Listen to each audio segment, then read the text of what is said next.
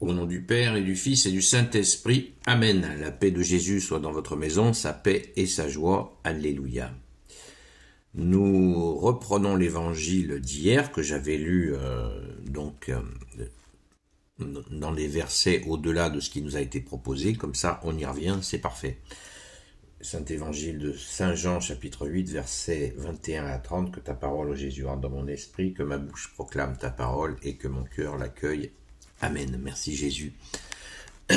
Ça tombe bien parce que c'est vraiment très dense. Merci Jésus d'être notre seul enseignant.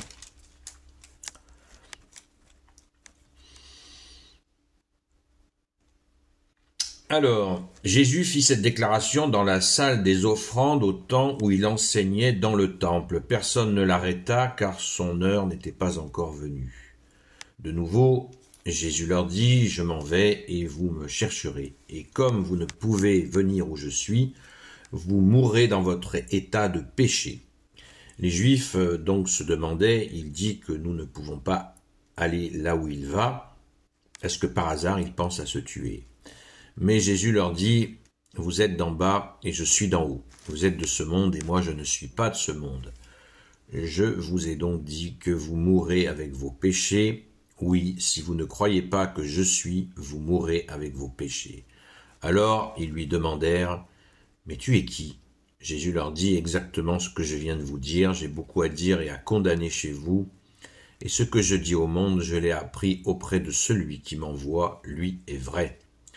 Les Juifs ne comprirent pas que Jésus parlait de son Père. Alors Jésus leur dit, « Quand vous aurez élevé le Fils de l'homme, vous saurez que je suis, mais que je ne fais rien de moi-même. Je dis ce que le Père m'a fait savoir. Celui qui m'a envoyé est avec moi. Il ne me laisse jamais seul, car je fais toujours ce qui lui est agréable. » Voilà ce que Jésus disait, et beaucoup eurent foi en lui. Merci Jésus, alléluia. Donc on va pouvoir se remémorer, en se remémorant ce texte. Eh bien, il y a plusieurs choses qui sont importantes, à mon avis, qui sautent aux yeux. Jésus fit cette déclaration dans la salle des offrandes, au temps où il enseignait dans le temple. Personne ne l'arrêta, car son heure n'était pas encore venue. Et de nouveau, Jésus leur dit. Donc Jésus enseignait au temple, ce qui a particulièrement agacé justement les tenants de la religion de l'époque, ce que Jésus remet en cause, parce qu'ils ont dénaturé la foi.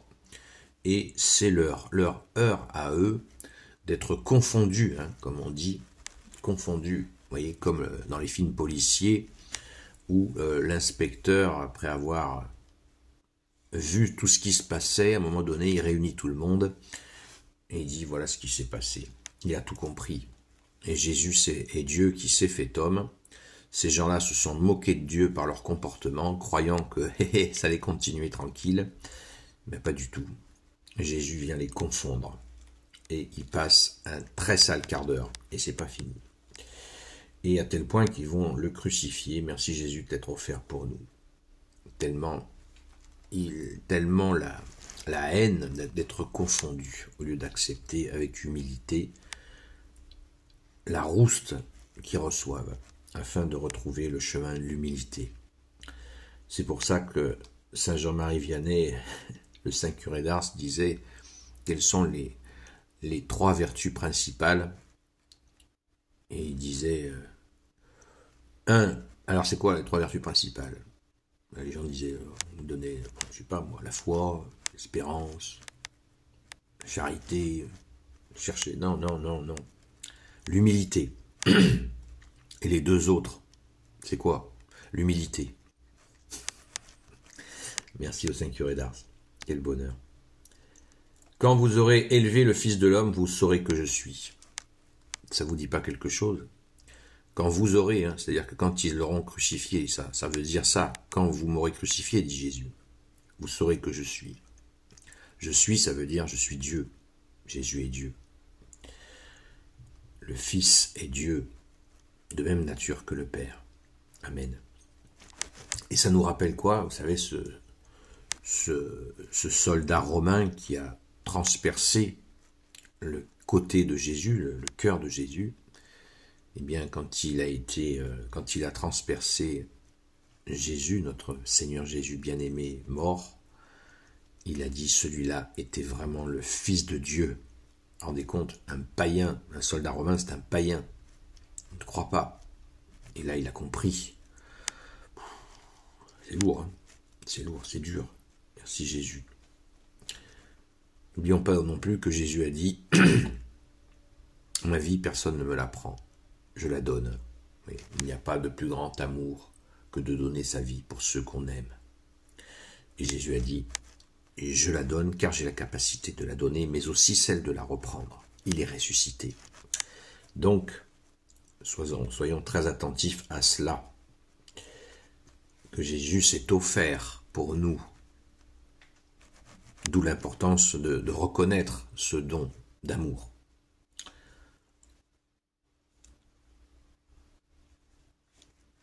Mais que je ne fais rien de moi-même, je dis ce que le Père m'a fait savoir. Celui qui m'a envoyé est avec moi, il ne me laisse jamais seul, car je fais toujours ce qui lui est agréable. Ce qui doit vraiment... Jésus ne cesse de le répéter dans l'Évangile, le Père ne le quitte jamais, jamais c'est jamais. Voilà ce que Jésus l'a dit, c'est jamais. Même au moment de sa mort, à méditer. Puisque Jésus l'a dit. Alors, pourquoi Jésus dit qu'il va partir, hein, il va là où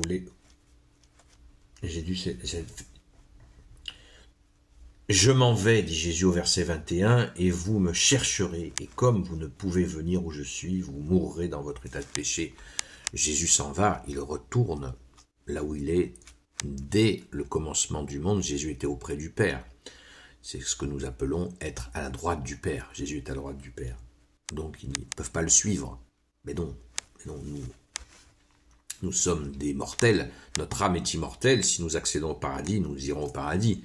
Mais on ne va pas quand même s'asseoir à la droite du Père. Voilà, donc c'est clair. Et eux, il leur dit, je vous l'ai précisé hier, je nous l'ai précisé hier, eux, s'ils ne reconnaissent pas la divinité de Jésus, eh bien, ils n'y accéderont pas. Et même à leur mort, ils rencontreront Jésus qu'ils ont rejeté.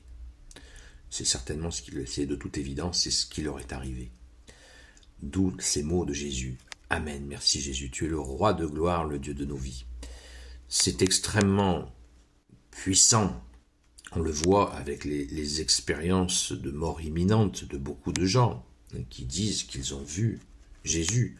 On leur montre une image de la miséricorde divine. Cette image, cette peinture que Jésus a commandée à sœur Faustine. Il lui a dit qu'il en avait assez de voir des représentations de toutes sortes de sa face. Alors il a dit, maintenant tu vas me peindre. Alors sœur Faustine a dit, ben non, je ne sais pas peindre. Et Jésus lui a dit, je m'en occupe. Et le lendemain matin, il y a un peintre qui a sonné à sa porte. Et elle voyait donc Jésus, et elle a dit au peintre, vas-y, peins-le comme ci, comme ça, et vous tapez sur Internet, tableau de la miséricorde divine, et puis vous trouverez l'image. Il faut faire des bonnes recherches pour trouver la bonne image, parce qu'il y a des fois des variantes. Afin que nous voyions notre bien-aimé Jésus tel qu'il est. C'est ce qu'il a demandé. Alléluia. Mais regardons-le surtout avec les yeux de notre cœur, bien sûr, en t'accueillant, bien-aimé Jésus, celui qui met en pratique ma parole, dit Jésus, mon Père et moi viendrons faire notre demeure en vous. Vous voyez, mon Père et moi, encore. Merci Jésus. Donc Jésus ne cesse de leur parler de cette unicité avec le Père. Nous savons que la relation entre Jésus et son Père, c'est l'Esprit Saint. Donc ça fait donc les trois personnes, le Père, le Fils et le Saint-Esprit qui sont ensemble. Un seul Dieu, bien sûr. Merci Jésus. Donc, Jésus leur précise, vous êtes d'en bas, vous voyez. Vous êtes d'en bas. Moi, je suis d'en haut. Vous êtes de ce monde, et moi, je ne suis pas de ce monde. Et Jésus va sans cesse, bien-aimé Jésus, tu vas sans cesse retirer des hommes de ce monde. Pas les désincarner, les retirer de ce monde mauvais, qui est donc dirigé par le prince de ce monde, comme dit Jésus, le prince du mensonge. Satan, le diable. Satan, diable veut dire diviseur, Satan veut dire l'adversaire. Qui mène ce monde.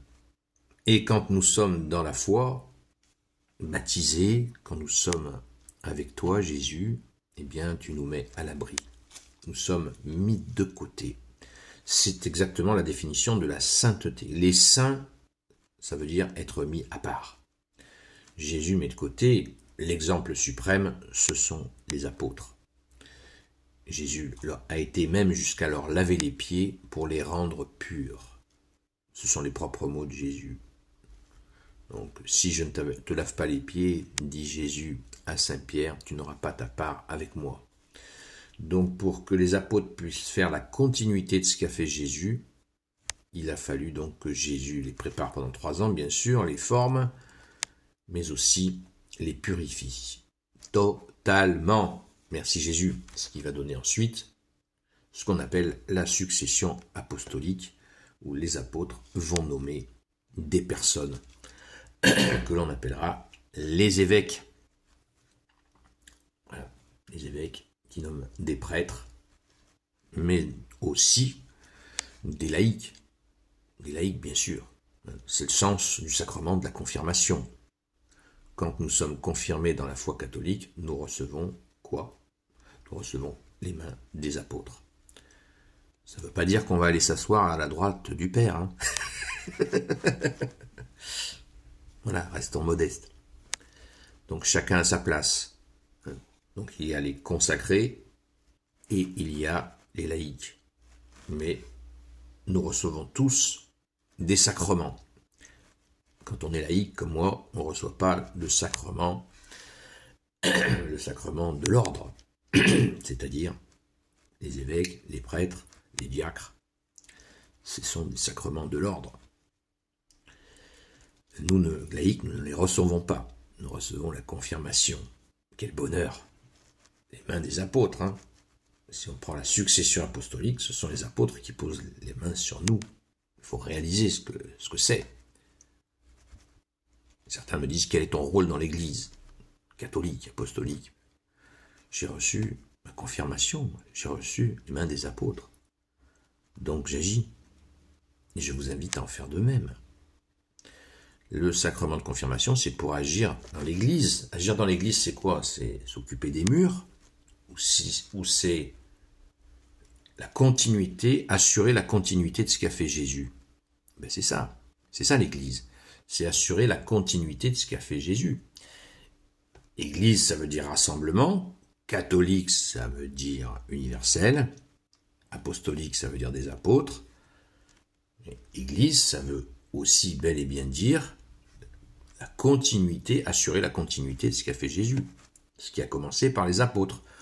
Lisez les actes des apôtres, lisons-les, et vous verrez cette continuité.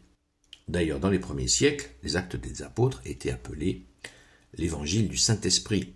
Vous voyez la puissance, puisque c'est le Saint-Esprit qui a pris le relais de la présence de Jésus. Mais Jésus était bien là aussi, évidemment.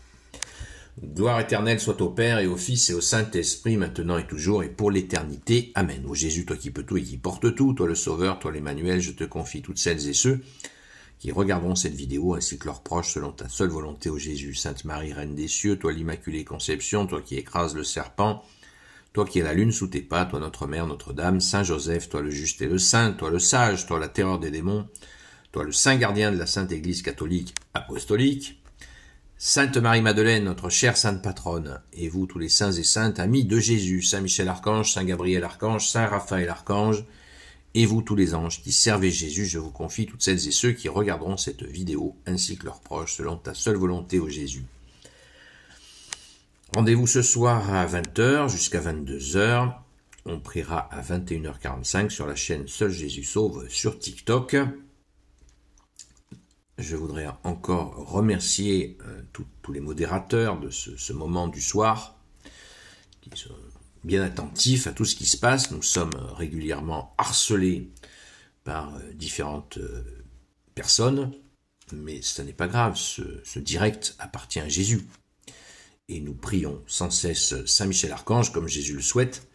Après la prière du Notre Père, nous disons « Saint Michel Archange, défends-nous dans le combat, sois notre secours contre la malice et les embûches du démon. Que Dieu lui fasse sentir son empire, nous t'en supplions. Et toi, prince de la milice céleste, précipite en enfer par la force divine Satan et les autres esprits mauvais qui rôdent dans le monde pour la perte des âmes. Amen. » Et n'oublions pas de prier régulièrement, tous les jours, notre chère Sainte Patronne, Sainte Marie-Madeleine. Elle nous apprend à aimer Jésus sans cesse. À très vite. Merci Sainte Marie-Madeleine.